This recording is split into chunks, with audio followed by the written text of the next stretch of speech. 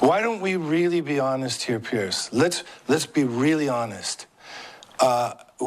Every country is involved in espionage. Every single country. The American spy, the British spy, the Russian spy, we all spy on each other. Let's be honest. However, for anyone to think that Vladimir Putin had anything to do with fixing the elections, or even that the Russians have that kind of technology, is stupid.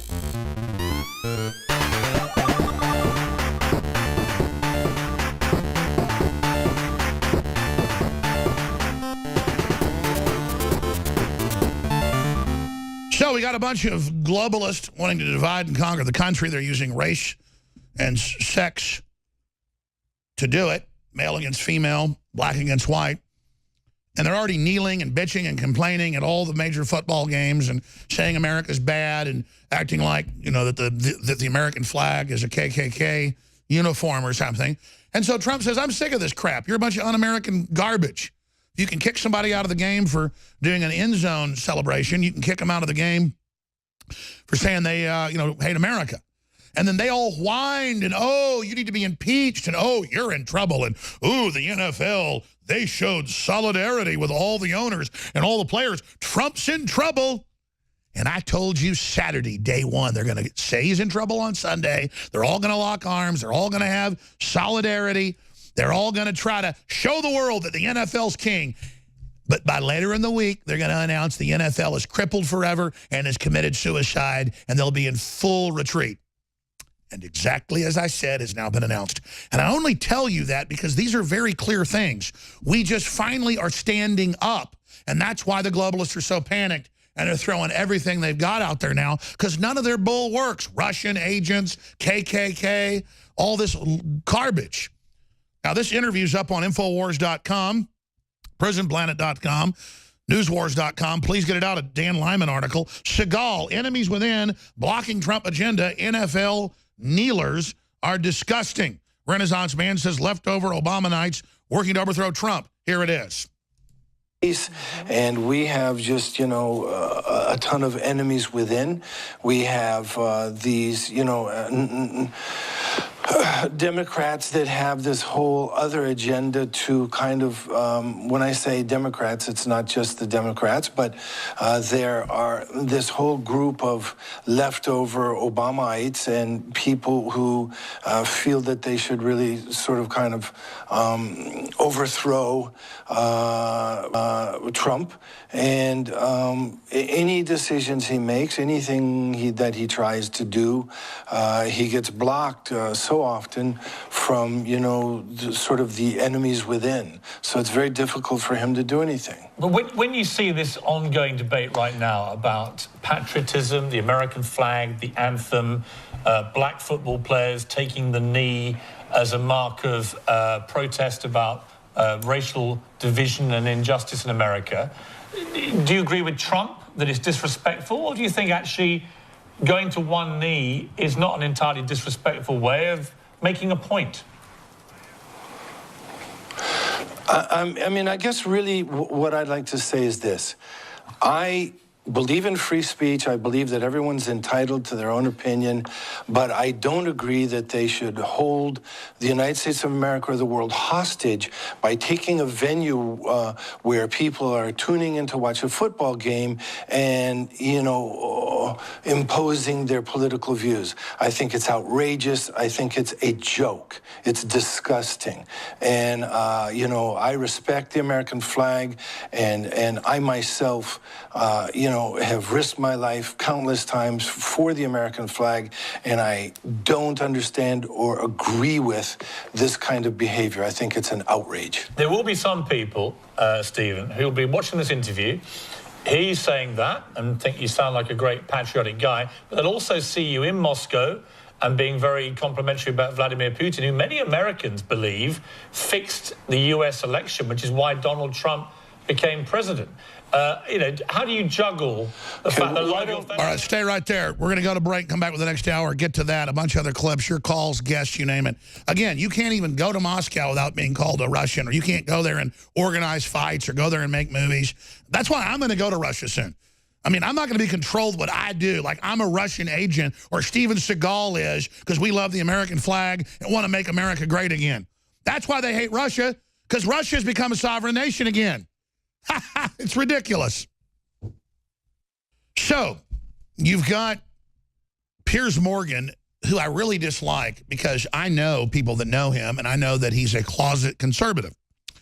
And back when we had our famous debate almost 4 years ago on CNN that they admit destroyed his career, basically, when I called him out, people behind the scenes said, no, Morgan actually likes guns. He's really a conservative.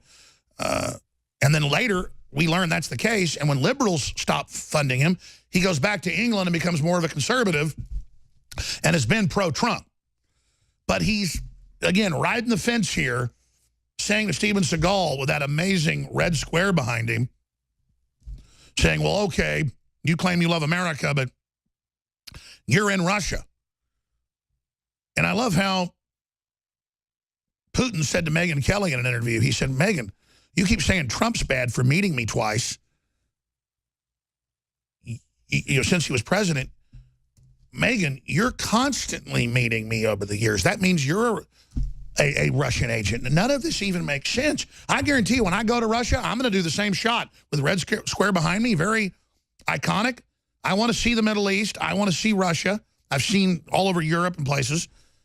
If I go to Germany, it doesn't mean I'm German. If I go to Baghdad, it doesn't mean I'm an Iraqi. And this is the mental illness where they want to bully everybody with political correctness now that, oh, it's the Russians too. You're not just a racist, Mr. Seagal, for supporting Trump, as the media said.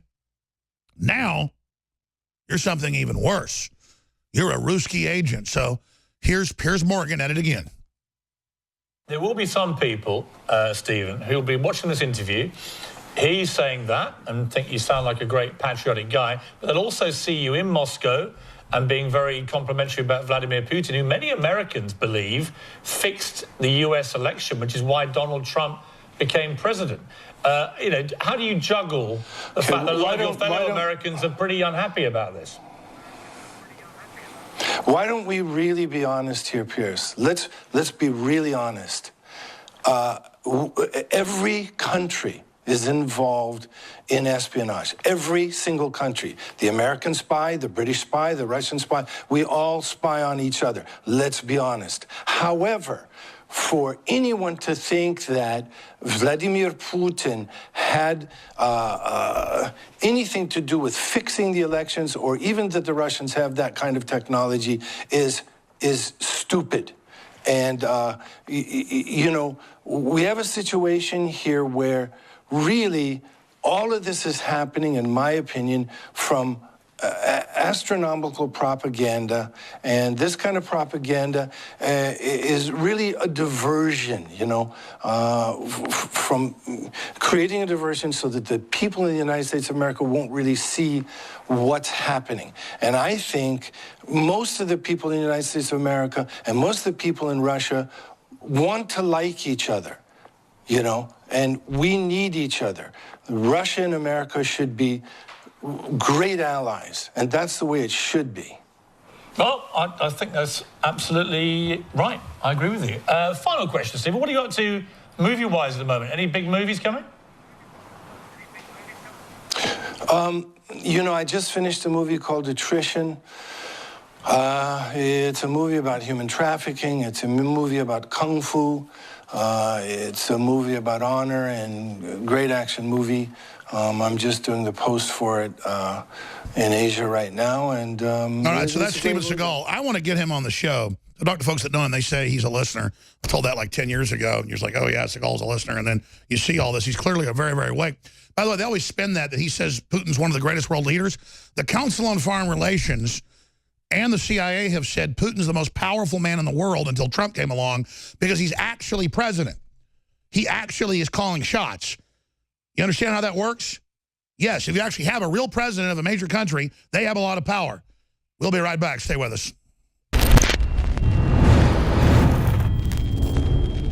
What the aging process is when the cell replicates, we lose a little bit of our telomeres. Telomeres are the little cups on the end of our chromosomes. And when it runs out, you start dying. Secure your DNA force today at InfoWarsLife.com.